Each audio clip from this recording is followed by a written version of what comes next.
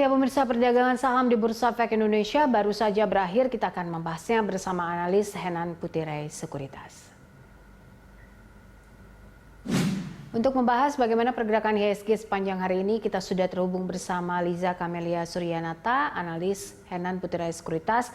Mbak Liza, hari ini IHSG terkoreksi ke zona merah dan juga melemah kurang lebih 0,19%. Kita tahu bahwa hari ini adalah debat pertama. Tadi pagi waktu Indonesia sudah ada Biden dan juga Trump. Ini apakah berpengaruh terhadap IHSG kita untuk hari ini? Ya, Kopi, memang hari ini IHSG harus melemah ya, tapi tipis deh, ya, baru -9 aja, dan semuanya kita masih berada di area support, masih terjaga di area support 4850. Memang pengaruh dari debat pertama antara Trump versus Biden ini menjadi perhatian buat market global ya, dan sudah banyak analisa yang dirangkumkan dan sepertinya Biden memenangkan debat pertama kali ini. So tanggapan market mungkin bisa dilihat sedikit banyak ini agak memihak kepada Biden ya. Jadi ketika dia bisa mengatasi situasi, lebih banyak mengalahkan Trump dari sisi argumentasi dan lain-lain, ini setidaknya membangkitkan optimisme bahwa akhirnya Biden bisa memenangkan presidential election di Amerika.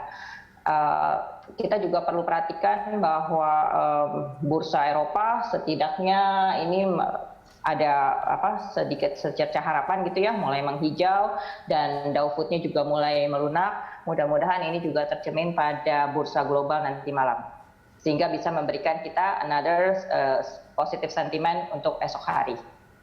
Oke, kalau kita lihat hari ini infrastruktur melemah begitu ya, kemudian juga sektor industri dasar juga, ini menguat. Ini apa yang mempengaruhi dua sektor ini, Mbak Liza? Kalau kita bicara infrastruktur, maka saham yang paling utama dibahas adalah Telkom ya. Telkom ini sebagai penggerak indeks memang sempat jatuh sampai ke harga 2.500-an, 2.540 persisnya low-nya. Cuman buat saya melihatnya secara teknikal ini adalah suatu kesempatan yang baik untuk buy on weakness ya. Karena selainnya dari teknikal juga ini memang area support yang saya nantikan untuk beli Telkom, untuk entry levelnya Telkom, karena level terendah di bulan Maret sebelumnya itu ada di sekitar angka memang di sekitar sini 2540 sampai titik yang terendahnya itu adalah 2450. Pun kalau misalnya kita bandingkan valuasi Telkom berbanding dengan EV/EBITDA yang jadi kalau ngebandingin perusahaan Telkom tuh bukan dengan PER tapi dengan EV/EBITDA, dan ini sudah memasuki standar deviasi -1 yang mana bisa dibilang cukup undervalue dan seharusnya ada potensi rebound untuk Telkom. Oke. Mbak Liza, kita lihat bahwa kalau kita berandai-andai lah begitu ya terkait dengan apa yang terjadi di Amerika saat ini, baik Biden dan juga Trump, siapapun pemenangnya, apa pengaruhnya kalau misalnya kita lihat dan kita analisa dengan tanggapan investor dan juga pengaruhnya terhadap IHSG di Indonesia seperti apa? Banyak hal seperti yang mereka pertandingkan di dalam debat itu, misalkan satu itu adalah penanganan COVID, and then kemudian ada isu rasial, dan kemudian ada ekonomi dan lain-lain. Aku rasa ini akan sangat menentukan karena satu, tidak bisa dipungkiri bahwa di Amerika sekarang penanganan COVID masih seolah belum terkendali ya. Tingkat kematian di seluruh dunia sudah mencapai 1 juta jiwa. Even di Amerika sendiri sudah lebih dari 200.000. Jadi memang apa yang Trump bilang sekitar bulan Juni itu akhirnya kejadian juga, bahwa tingkat kematian di Amerika bisa mencapai 200.000.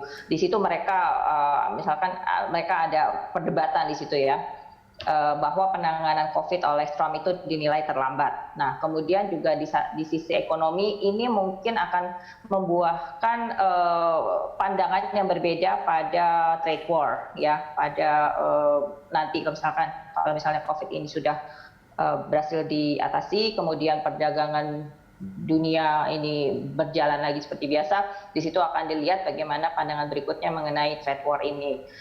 So far Biden itu orangnya lebih pro trade ya, sementara di masa Trump itu mereka lebih deglobalisasi. Jadi ini akan ada dua pandangan yang berbeda antara mereka. Ya so far mungkin market melihat pergantian orang, pergantian manajemen, pergantian view ini yang mungkin akan lebih bisa mencerahkan bursa, mencerahkan market gitu. Jadi Biden memang sepertinya dikenal lebih market friendly. Oke, baik. Kalau kita bicara soal bagaimana sektor-sektor yang harus kita koleksi atau apa saja rekomendasi dari Mbak Liza sendiri untuk sampai akhir tahun 2020 di tengah turbulensi ekonomi ini, apa yang mesti dilakukan oleh investor saat ini?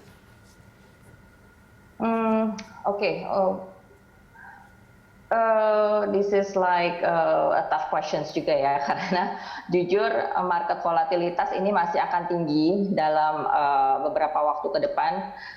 Let's say hari ini saya benar-benar menggantungkan harapan pada support IHSG 4850 untuk tidak lagi tertembus ke bawah, dan bahkan saya tadi pagi saya melihat bahwa saya tidak bisa terima kalau misalkan LQ45 ditutup masih dalam keadaan minus gitu, karena kita benar-benar berada di ujung support alias ya bisa dibilang di ujung tanduk gitu.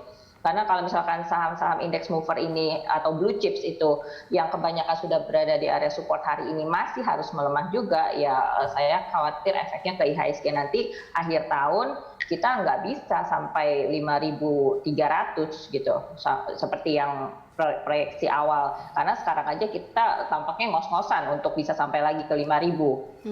So jadi proyeksi sampai akhir tahun ini so far kembali jujur aja kembali menjadi blur karena kita meninggalkan level 5.000. I surely hope semoga IHSG-nya bisa segera naik lagi ke angka 5.000 seiring juga dengan kepastian akan distribusi vaksin COVID ini baik nasional maupun global, semoga bisa dipastikan kapan bisa didistribusikan. Hopefully kalau misalkan ada kepastiannya at least akhir tahun ini aja, seperti yang diharapkan Bapak Erick Thohir itu akan memberikan arah yang lebih jelas buat tren bullish kita.